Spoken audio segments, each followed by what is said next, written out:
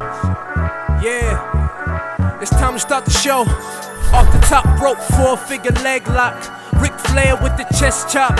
Haters wonder why I never tap out. A young king like DeMarcus. Undertaker with a coffin.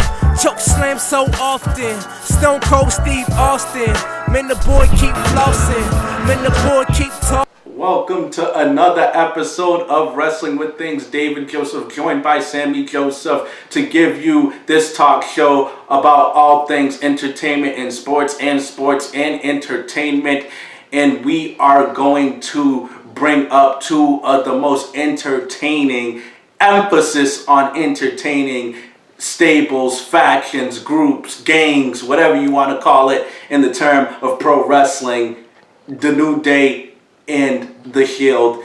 And there's no argument, there's no debate about it. These two teams, these two stables, they have been the most impressive stables of the last 5 to 10 years, maybe even 15, but I won't go that far. I might say 10, but the point is, these guys, in a day and age in pro wrestling where everybody feels everything is watered down, or I don't watch it because Stone Cold Steve Austin ain't there anymore, The Rock isn't there. In a day and age where everybody is not even giving it a chance, these are two groups that made monumental impacts. They get shook. They just were the hottest thing on the block for so long, and the workhorses of the company in their own respective ways. So Sammy, who do you think is the most impactful stable, or excuse me, the more impactful stable between the two? The New Day or Believe in the Shield? Well, New Day, I have massive respect for New Day, because what they came from, they were supposed to be the group that failed.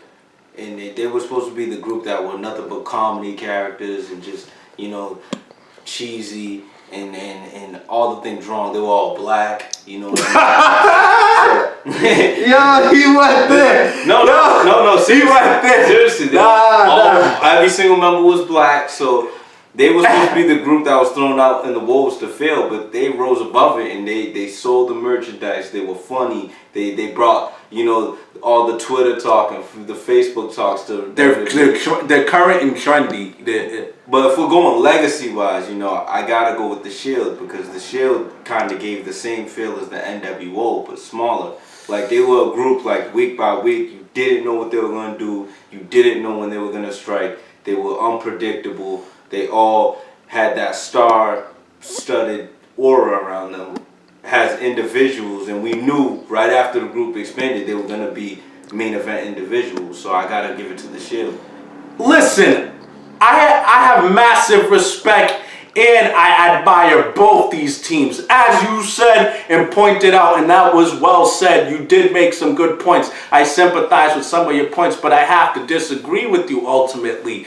As you pointed out so well, the New Day was that group that was supposed to fail. They were something that was kind of off the wall and that looked like something you couldn't take seriously on the surface. However, look at their success.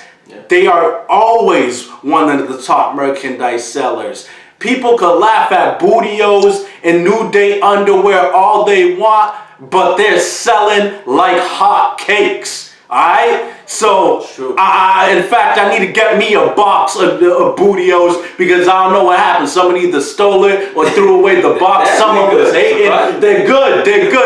I don't care if they taste like Lucky Charms. They taste better because it's booty. But the point I'm saying, those Bootios sell. They pull merchandise. They came from nothing to something. And they are a better unit. I think we're talking about staples. We're talking about who is more impactful as a unit and a team. I think it has to be the New Day for this very reason. And they're still going strong. They've done it all, but they still got a lot of entertainment value left in them. And no disrespect to the Shield, I think those three are actually individually, those guys are shining, because those guys branched off individually and they all had successful careers. Seth Rollins is probably the best combination of athleticism, power and finesse. Yeah. He is stronger than he looks. Roman Reigns is a stud. He has a good look. He's very improved in the ring. Not too strong on the mic, but he does have that main event caliber factor.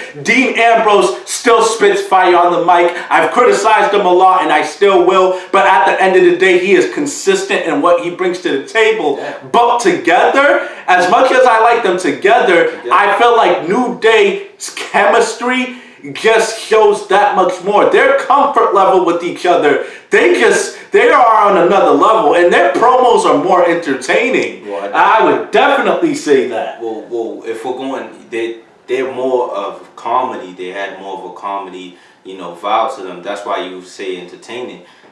Shield was more of like a serious. They were more of like a game. It's not. I'm not strictly talking comedy. I'm talking like entertainment. Like I had to listen to every word, or I couldn't look away from the screen, or I wanted to see what happens next. Like they stir the emotions up in you. The Shield does too. But this is why you're wrong.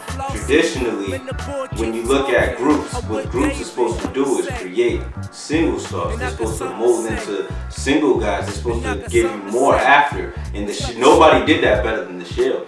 The Shield gave us 3 basically main company men. The company's around those guys. Guess what? You're valid in that point, but guess what? The New Day is so great as a team.